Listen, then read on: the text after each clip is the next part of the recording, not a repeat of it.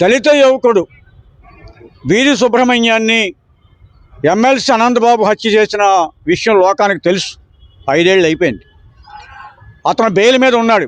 ఇవాళ అతని భార్య కూడా అరెస్ట్ కావాల్సిందల్లా తప్పించుకొని, సరే ఆమె కూడా బెయిల్ మీద ఉంది.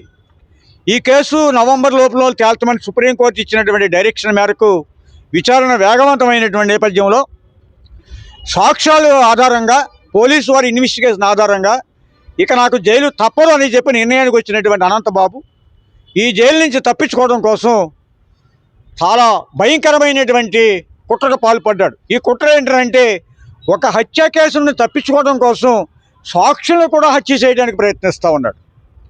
ఎస్, ఇది బహిరంగ సత్యం. ఇది 4 యువకులు, వీరి సుబ్రహ్మణ్యం మిత్రులు కానీ ఆ పరిసరాల యువకులు కానీ ధైర్యంగా న్యాయాన్ని నిలబెట్టాలని చెప్పి అనంతబాబుకి వ్యతిరేకంగా సాక్ష్యం చెబితే దాన్ని జీర్ణించుకోలేని అనంతబాబు ఒక 3 మధ్యవర్తులను పెట్టి, అది కూడా వైసీపీ నాయకులు, కడియాల చిన్నబాబు, కడియాల రమేష్, దొరబాబు, వీళ్ళ 3ని పెట్టి ఆ కుర్రాళ్ళని రహస్య ప్రదేశాన్ని పిలిచి, అరే మీరు రేపొద్దున్ని నాకు ఎమ్మెల్సీ అనంతబాబు వ్యతిరేకంగా సాక్ష్యం చెప్పడానికి వీల్లేదు, మీరు సాక్ష్యం చెప్పాలి, కానీ అనంతబాబుకు అనుకూలంగా అనంతబాబు లాయర్ ఏం చెబితే అది మీరు చెప్పాలి, చెప్పకపోతే సుబ్రహ్మణ్యంలాగా మీరు చస్తారు అని హెచ్చరించాడు. వాళ్ళు భయపడ్డారు.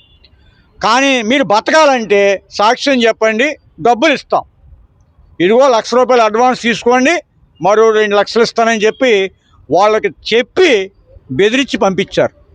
సరే, కుర్రాళ్ళు నిజాయితీగా పోలీసు వారికి ఫిర్యాదు చేశారు, కేసు అయితే పెట్టారు.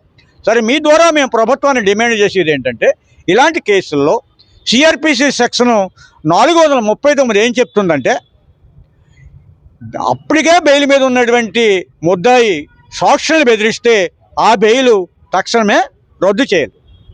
రెండో అంశం, ఇలాంటి సాక్షులు బెదిరింపులు కనుక గురైతే ఆ సాక్షులకి 2018 ఆశారాం బాపు కేసులో సుప్రీంకోర్టు తీర్పులో ఇచ్చినటువంటి డైరెక్షన్ మేరకు సాక్షులకి పూర్తి రక్షణ కల్పించాలి. రక్షణ అంటే ఎలాగంటే, వారు కోర్టుకి వెళ్ళాలంటే పోలీస్ సెక్యూరిటీ ఉండాలి. ఇంకా ఇబ్బంది అయితే వాళ్ళని ఇంటి నుంచే ఇన్ కెమెరా విచారణ చేయాలి. అలాగే కోర్టులో మరిన్ని జాగ్రత్తలు ఏంటంటే, బహిరంగ కోర్టు హాల్లో కాకుండా జడ్జి గారి ఛాంబర్లో కూర్చోబెట్టి అవసరమైతే అతను ముసిగేసి అతను స్టేట్మెంట్ తీసుకోవాలి. ఇంకా అతను ఉపాధికి కానీ అతని కుటుంబానికి రక్షణ ఉంటే దానికి సంబంధించి ప్రత్యేకించి ప్రభుత్వం ప్రత్యేక ఏర్పాట్లు, ప్రత్యేక నిధి, ప్రత్యేక ఆర్థిక సహాయం చేసి ఆ సాక్షుల్ని కాపాడాలి. సాక్ష్యాన్ని కాపాడటం ద్వారా న్యాయాన్ని కాపాడిన వారు అవుతారని చెప్పి ప్రభుత్వాన్ని మీ ద్వారా ఆ దిశగా చర్యలు తీసుకోవాలని, ఏదైతే బెయిల్ మీద ఉన్నాడో అనంతబాబు, అతని భార్య, ఇద్దరు బెయిల్ని రద్దు చేసి వారిని తక్షణమే కటకటాల్లోకి నెట్టాలని విధసం ఐక్యవేదిక డిమాండ్ చేస్తూ ఉంది.